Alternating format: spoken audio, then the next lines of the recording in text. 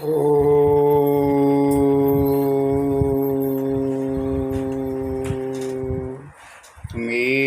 माता च पिता त्वमेव बन्धुश्च सखा त्वमेव विद्या द्रविणं त्वमेव सर्वं मम देव। प्यारे भाई और बहनों, आज आपको वट सावित्री पूजा के संबंध में कथा सुनाई जाएगी। कल अमावस्या है और अमावस्या को भारतवर्ष की ही नहीं, विदेश में रहने वाले भारतीय लोग भी इस पूजा का वट सावित्री पूजा का करते हैं। उसमें आपको बताया जाएगा, ये सतयुग की कहानी है, सतयुग की कथा है। तो इसमें जो एक राजा अश्वपति थे, उनके कोई औलाद नहीं थी। वो दोनों राजा रानी जो हैं बड़ी उदास से रहती थी। उन्होंने जाकर के सप्तऋषियों के पास गए और वहाँ उन्होंने उनकी पूजा अर्चना की और कहा कि प्रभु हमें कोई संतान दें जिससे कि हमारा आगे का भविष्य सुरक्षित रह सके, कामना हो अच्छी। ऋषियों ने वरदान दे दिया। उन्होंने देखा कि भाई आपके संतान पैदा होगी और आप निश्चिंत रहिए। धर्मात्मा राजा थे, राजा रानी, दोनों राजा रानी बहुत ही धर्मात्मा थे। उनके कुछ समय पश्चात पुत्री पैदा हुई जिसका नाम है ऋषियों ने सावित्री रखा। सावित्री बहुत ही सुंदर और जैसे चंद्रमा बढ़ता है दिन दूना रात चौगुना, इस प्रकार से वो बढ़ती चली गई, पालन पोषण हुआ। राजा को एक बार चिंता हुई कि इस लड़की की शादी योग्य राजा के साथ की जाए। इस प्रकार का विचार राजा रानी के हृदय में आया और चिंता सताने लगी।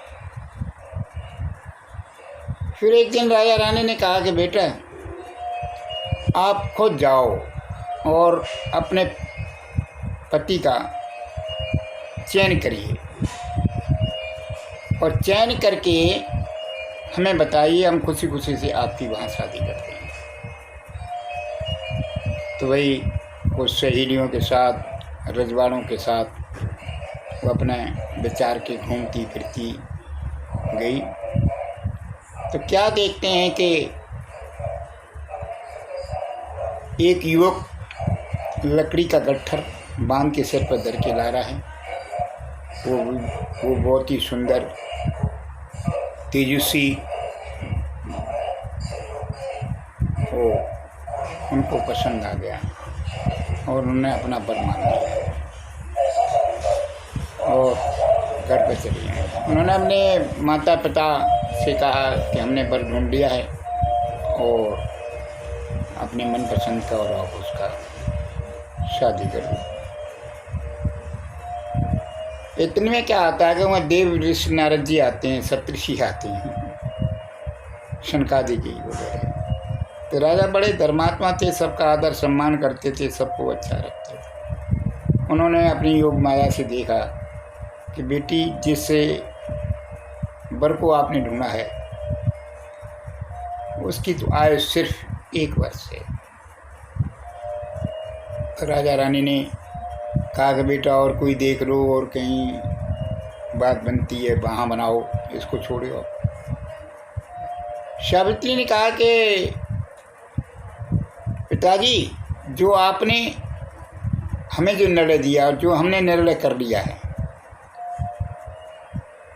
वही है। अब पति हमारा वही है, चाहे 1 साल का हो चाहे 1000 वर्ष का हो, और हमारी शादी वहीं करती जाए। तो देव ऋषि वगैरह बोले कि भाई बच्चा कह रहा है तो वहीं कर दो शादी। राजा ने वहाँ शादी कर दी।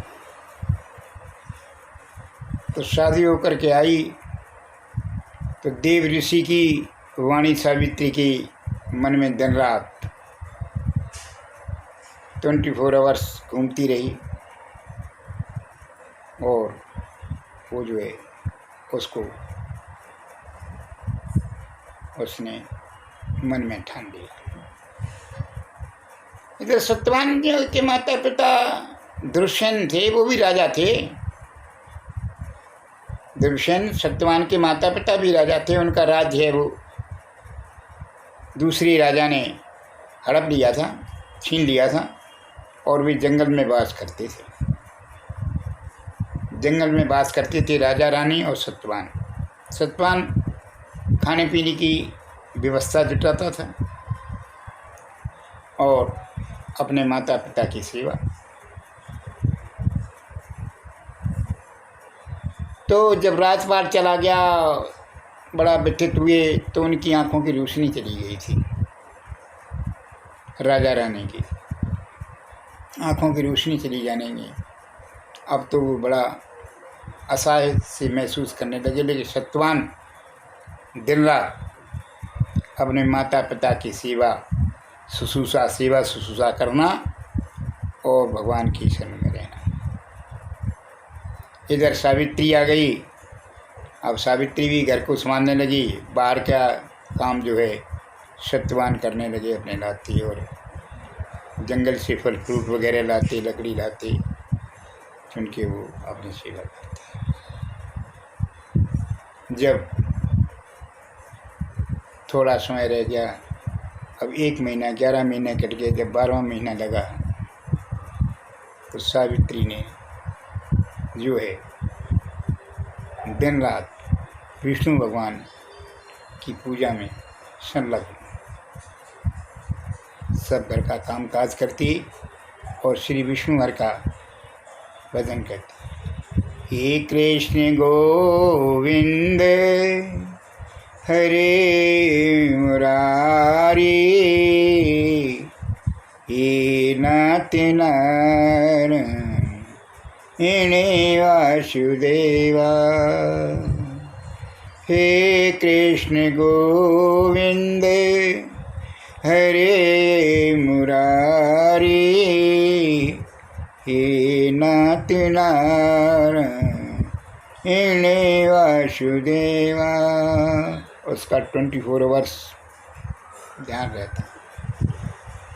जब अंतिम दिन आया तो उसने जो है, जब सत्यवान चलने लगे जंगल में लकड़ी लेने के लिए, तब सावित्री ने कहा कि प्रभु जी आज हम आपके साथ ही चलेंगे।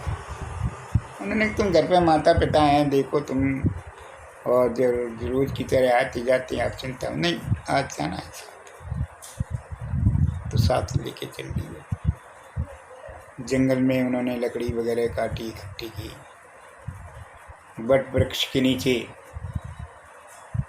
आके वो बैठ गए। उन्होंने कहा मेरे सिर में दर्द हो रहा है आज, और तबीयत ठीक।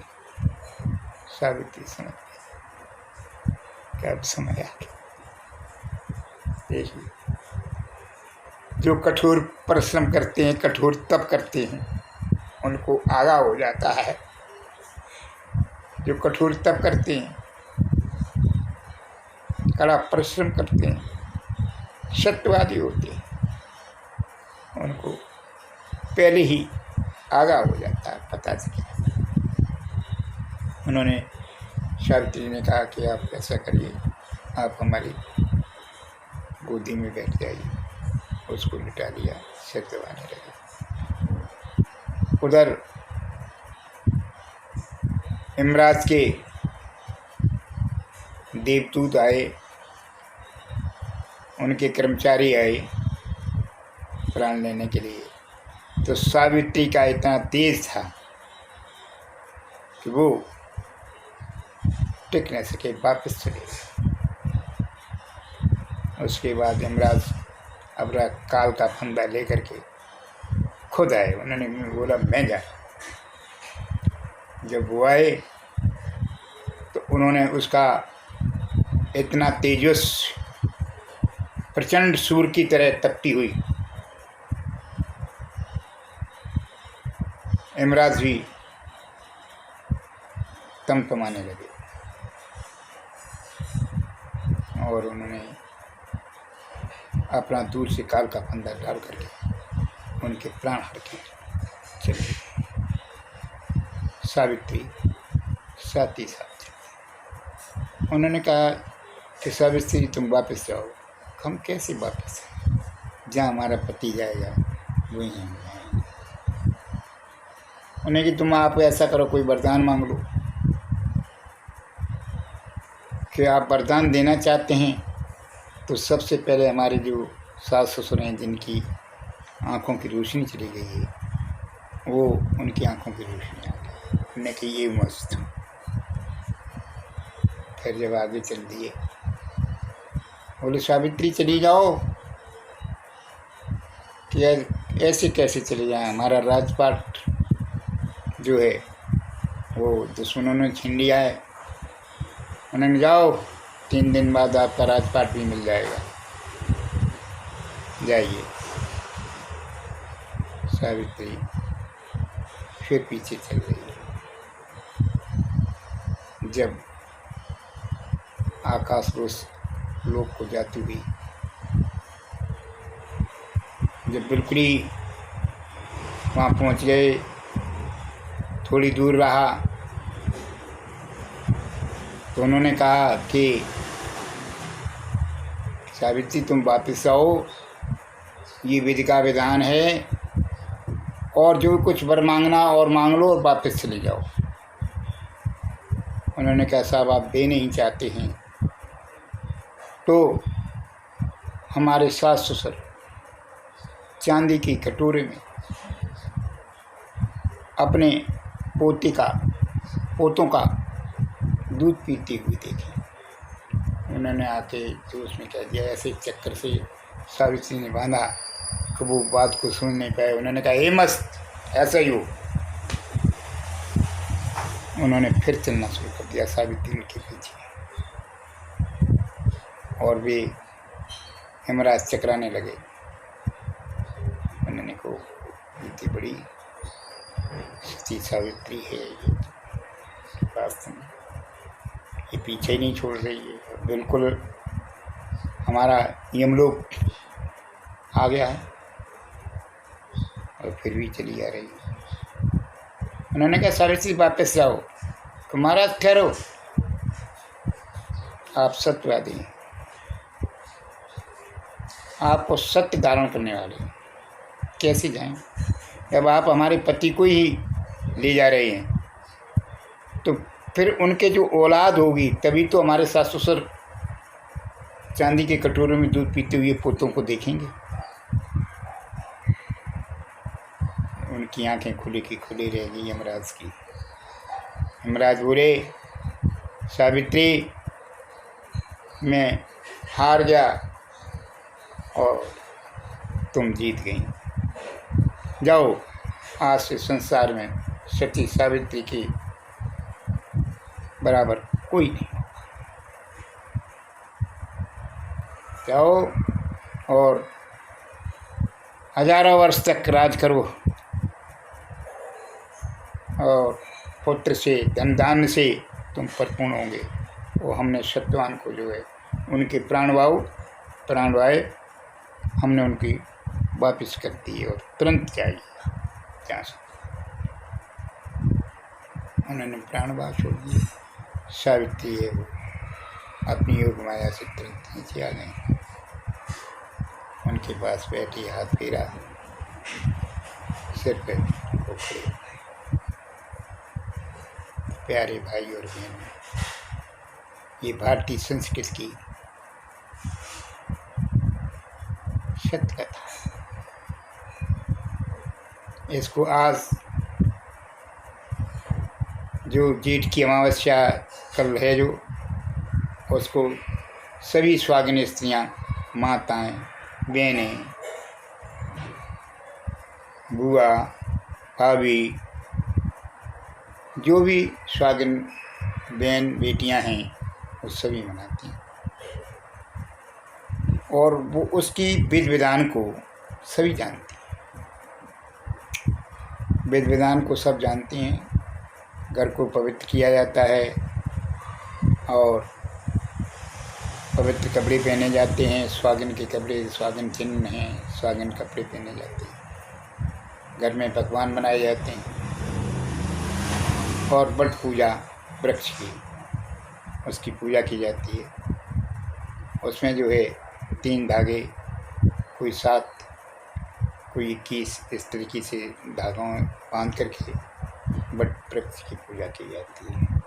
उसमें भगवान की शरणगत हो करके भजन कीर्तन वगैरह करते हैं। हाँ भाई और बहनों, ये जो प्रसंग दिया है, ये कल की तारीख को देखते हुए आज हमने आपका ये वीडियो बनाया है और अपनी सभी सहेलियों को, बहनों को, अपने सब भाभियों को, माताओं बहनों को, सबको बताएं और जो सुहागिन वो इस व्रत को धारण करें। बोलिए सत्यवान भगवान की जय, सावित्री मैया की जय। इस प्रकार से हम आपको नमन करते हैं।